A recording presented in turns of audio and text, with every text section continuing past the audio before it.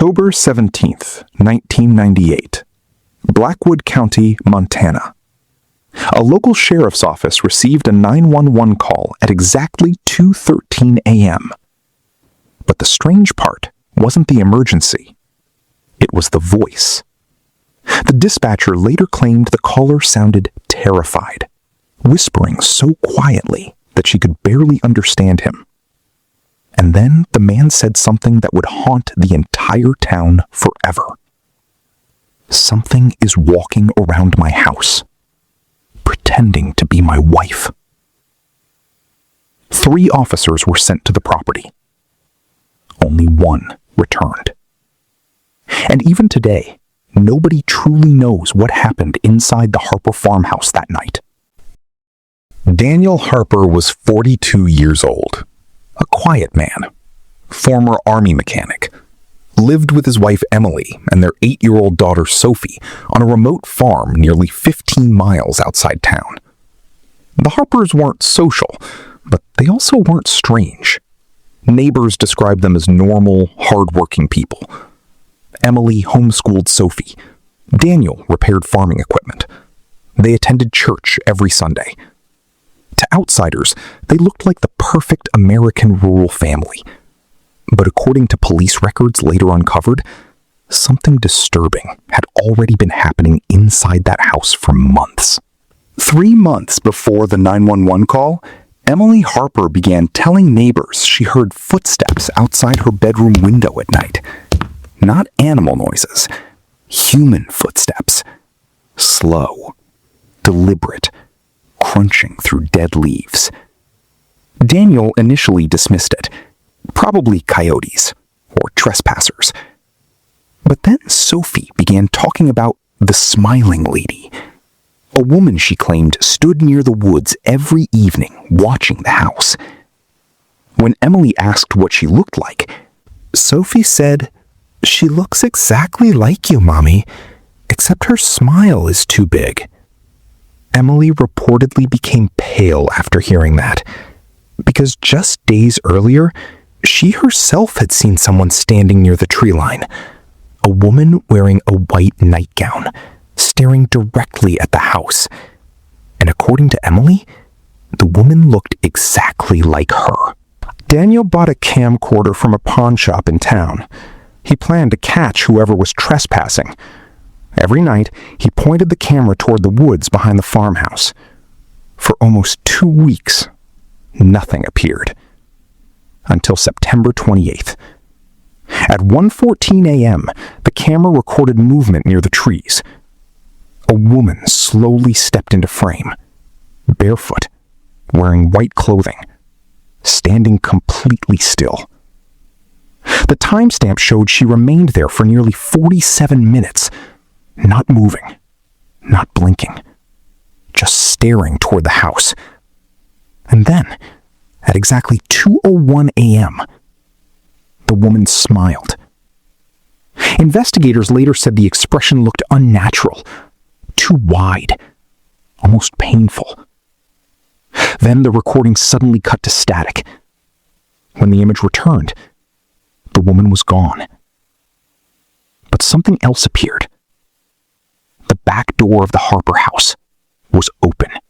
After that night, Emily became convinced someone was entering the farmhouse while they slept. Objects moved, kitchen cabinets opened by themselves, family photographs disappeared, and Sophie began refusing to sleep alone. She told her parents, "The other mommy keeps standing in my room at night."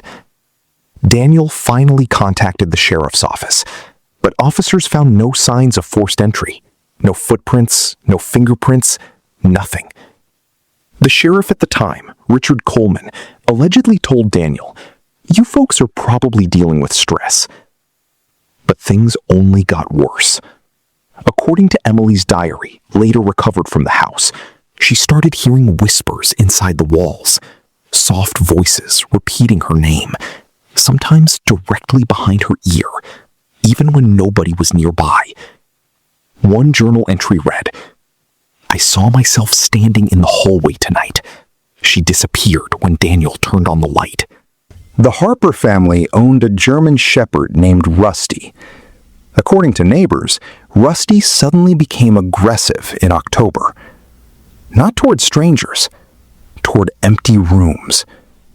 The dog would growl at corners of the house, bark at closed doors, and refuse to enter Sophie's bedroom. Then came the incident that terrified Daniel the most. On October 15th, Daniel woke around 3 a.m. and found Rusty sitting in the hallway, frozen, staring into the darkness. Daniel later claimed he heard Emily speaking softly downstairs, but when he turned beside him, his wife was still asleep in bed. He slowly walked toward the staircase, and halfway down, he saw someone standing in the kitchen. A woman, facing away from him, wearing Emily's white robe.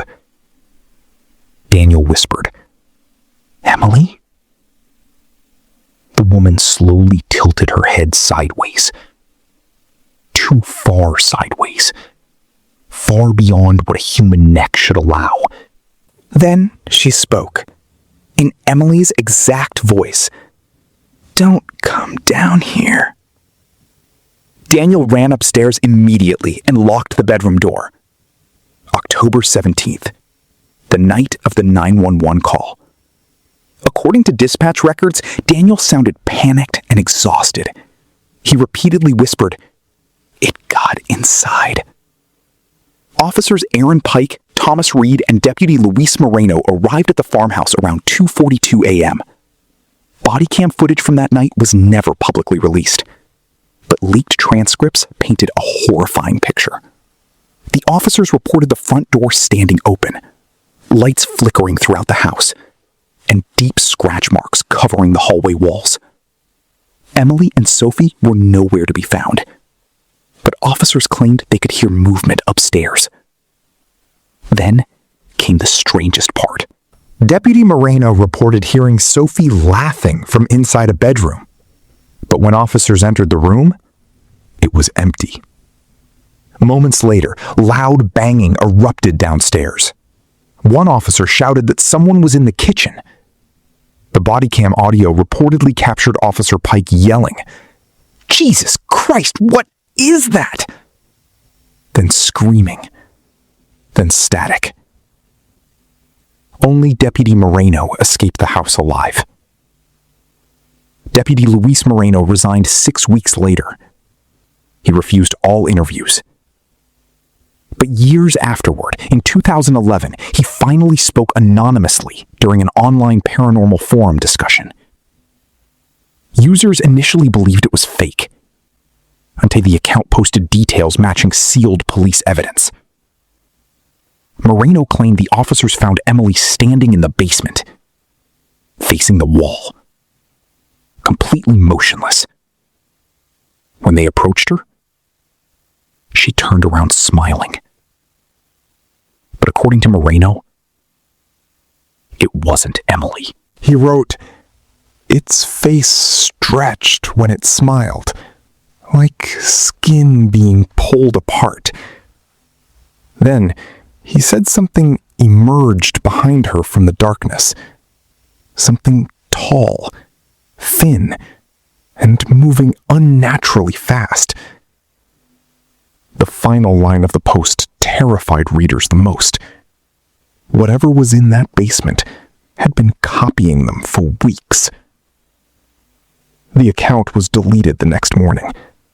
It was never traced. Emily Harper and Sophie Harper were never found. Officially, the case remains unsolved.